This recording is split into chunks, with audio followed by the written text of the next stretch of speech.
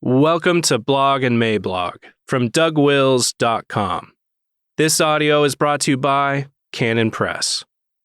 The Canon Christmas sale is still going up through Friday, December 4th, so head there, get 20% off pretty much everything.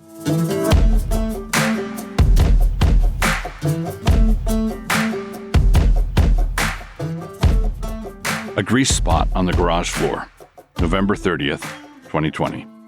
A roundup on electoral fraud. Introduction. Last Friday, I tweeted this little something. Quote, Pennsylvania reportedly issued 1.8 million mail-in ballots, and in the presidential race, they took in 2.5 million of them. I believe that the conclusion is undeniable, which is that I am doing that white supremacy math thing again. Close quote. My source for this number was testimony before the Pennsylvania legislature last Wednesday, and my tweet was promptly answered in various ways. One observer said that I should do the white supremacy thing of getting my facts straight before opining. Another basically said that Rudy Giuliani says a lot of things, doesn't he? Some countered with very different and contradictory numbers on the mail-in ballots. Another said that the original source for my correct number had been scrubbed by the state of Pennsylvania, and so on. Now, I had known that the thing was going to be disputed, which is why I said reportedly, and the offered datum was simply my setup for the white supremacy joke anyhow. But the way this tweet functioned, like chum in the water, does illustrate the serious nature of the situation we are in, and so I want to talk about what it means for an entire population to question and debate the integrity of their electoral system. In addition, I want to offer some suggestions on how you and I might evaluate an election like this from our seat here in the nosebleeds. As this is a roundup, allow me to refer you to these additional resources, here, and here. What should go without saying? For my purposes with this first point, we may divide our political population into two broad groups, and I do not mean Trump supporters and Biden supporters. Rather, I would divide them into the win-at-all-costs group and the win-by-any-honest-means group. The former group would define a satisfactory election as one in which their guy won, and the latter group sees the integrity of the process as being far more important than their preferred policies being implemented or their preferred candidate taking office. Another name for these two groups would be partisans and citizens. There is a partisanship at all costs contingent out there on both the Trump side and the Biden side. As I observe this, it seems to me that the Trump partisans will believe anything that promises a win, while the Biden partisans will do anything to get a win. That is where the evidence points. If the allegations of electoral fraud have any merit, then obviously the Biden all-costers took some massive initiative in this one, and that is what the debate is about. Did massive fraud from the Biden side occur? The answer is yes, but lying is lying whether it is about the votes or about the fraud. But if you allege fraud in either direction, you shouldn't expect anyone to take any action on the basis of the allegation alone. It needs to be proven. In the meantime, there's a temptation that the honest Biden supporters and the honest Trump supporters both share, and that is to relegate honest and reasonable questions from the other side as simply attempts to steal the election. So let's get all the evidence out on the table and let's sort through it. Honest Biden supporters should say that they don't want Biden to win if he did it on the basis of fraud. Honest Trump supporters should say the same. If I had a button in front of me that ensured an election with no cheating in it, would I push the button? Regardless of who would win, I would ask everyone involved in this debate to commit to the same. And over here among genuine conservatives that I read, I have seen a good deal of that kind of honesty. These are people who would be appalled by virtually everything a Biden administration would stand for and or do. Steven Crowder would be a good example, as he is taking a cautious wait-and-see attitude regarding Sidney Powell's much ballyhooed Kraken. And it was from the good conservative folks at Powerline that I learned that the Trump complaint about many Michigan townships had apparently confused numerous places in Minnesota for places in Michigan. In charity, let us assume a volunteer flown in from Texas who had trouble distinguishing MN from MI, only one letter different, and it all looked like tundra to him.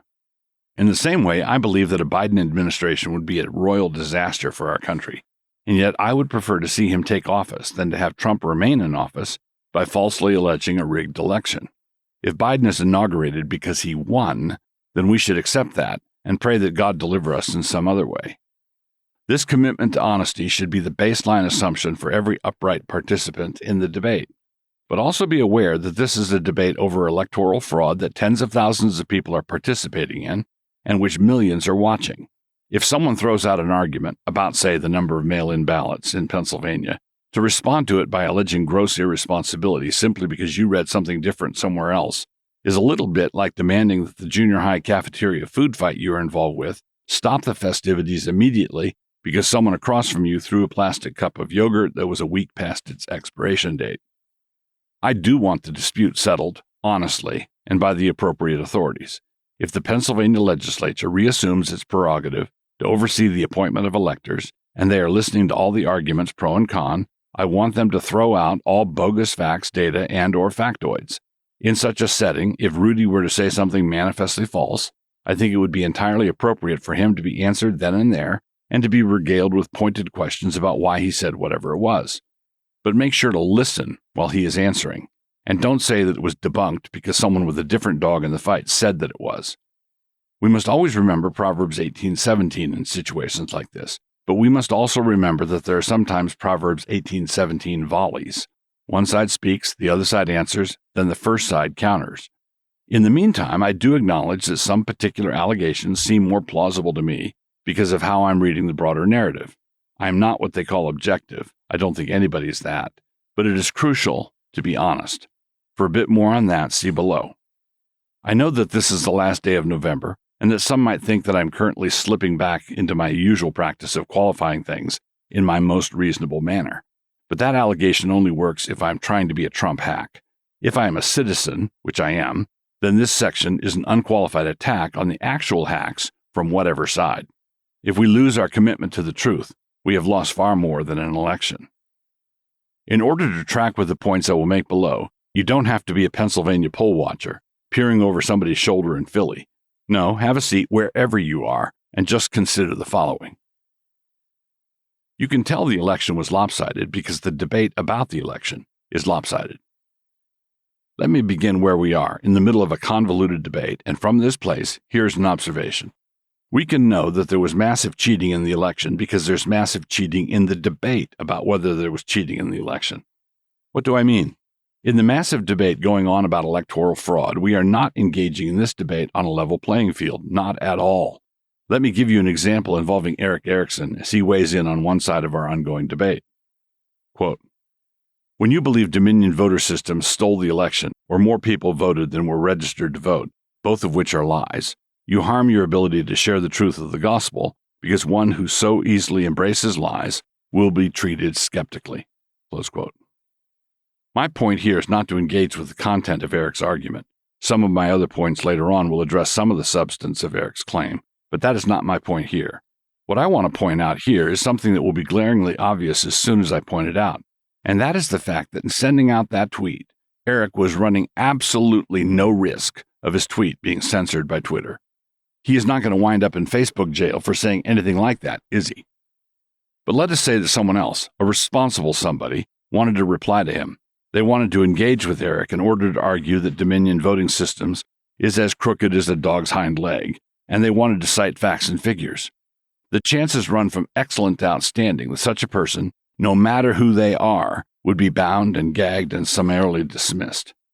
So if you want to persuade a large number of conservative people that the fix is in, all you have to do is behave in exactly the way that big tech has behaved throughout this entire political season.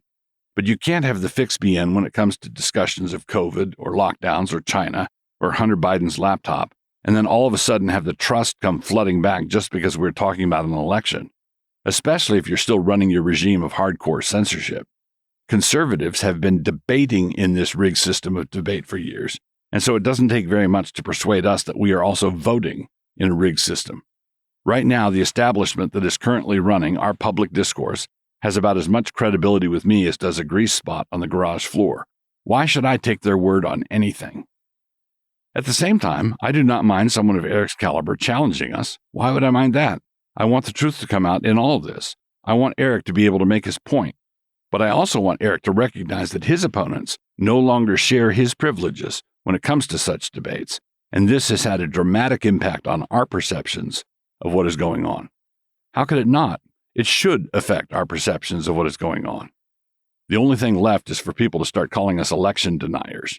You know, like Holocaust deniers, he helpfully added. The Biden campaign. Biden campaigned either like he didn't want to win or like he knew he had it in the bag. His campaign was the very definition of dialing it in. Some of this was obviously a function of his handlers wanted to keep the gaffe machine away from the microphones. But why did they think they could afford to do that? Why did they nominate someone that they knew they would have to carry across the finish line? Why did it not seem to matter to them that they would have to carry him across the finish line? Because they knew that they had the wherewithal to carry him across the finish line. They did have it in the bag. Everything was all lined up beforehand. And so then, the Biden performance proved them right. So Biden was the most hopelessly duddy candidate that can be imagined, see above, and yet he outperformed Obama's 2008 performance by 10 million votes. I've commented on this phenom before. If you remember that shining apotheosis of Obama in 2008, he it was who was going to stop the water from rising, he who was the one he had apparently been waiting for, he who was hope and change itself, he who accepted the nomination amidst Greek columns like the glorious Caesar he was going to be, and it was he who was the shooting star across our tawdry little firmament. And that political, Obamaic lightning bolt was nothing compared to Biden from the basement, the victor from the vault, the winner from the wine cellar, the juggernaut from the jug. The way people try to keep me in the dark, with the way they keep shoveling manure on top of me, I think they must think I'm a mushroom. The coattail conundrum. We have ourselves a situation where the purported winning candidate had no coattails at all, and the purported losing candidate had really strong coattails. This is a political anomaly that requires explanation. We were promised a blue wave election, and that didn't happen anywhere, really. The only place the blue wave happened was in the presidential election, that weird zone of one anomaly after another. Trump swept a bunch of new freshman Republicans into the House, a solid basketful. That wasn't supposed to happen. And then there's the small matter of the bellwether counties. There's something like 19 counties that have always gone to the presidential winner, like forever, and Trump won 18 of them. There are anomalies everywhere. Shoot, I think we're standing on one. Here's another one. In the state legislatures, House gains by Republicans were significant.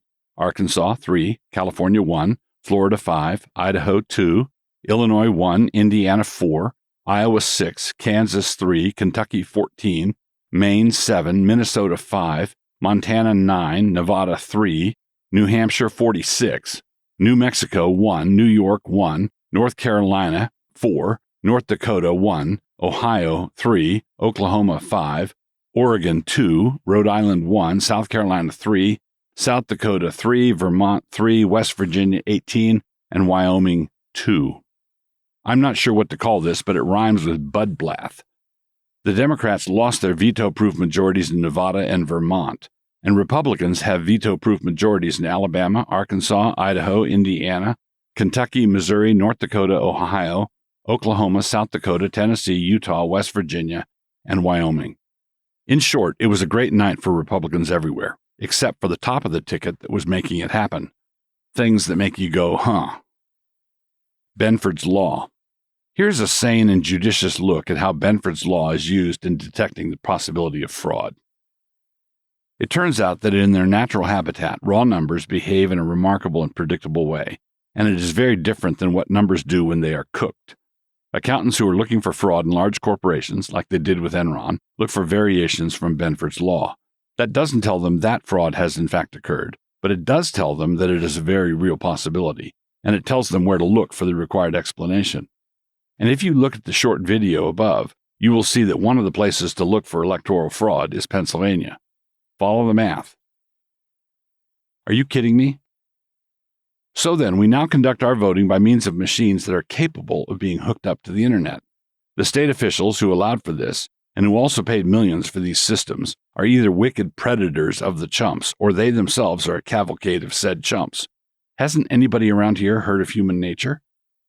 Then there was that banana republic move of stopping the vote count right in the middle of things. A water main broke. Halley's Comet got in my eyes. The grass was wet. We couldn't keep counting under such dire conditions, and we couldn't resume counting until the pallets of ballots arrived. See, that's the kind of thing some people wish we wouldn't say. Pallets of ballots, indeed. They say that it is reckless to talk that way without proof. Okay, say that I have a photo of the pallets arriving at 3 a.m. What should I do, friend? Upload it on Twitter? Now, if you're going to allege fraud, it's a serious thing, and you must have proof before any official action is taken. But you don't require proof in order to raise reasonable questions. And I hasten to add, these are all reasonable questions. And so I would say that so many anomalies have stacked up that by this point it is incumbent on those who were appointed to maintain election integrity to demonstrate for us, their boss, the people, that they have done so. These anomalies are not a conviction, simply an indictment.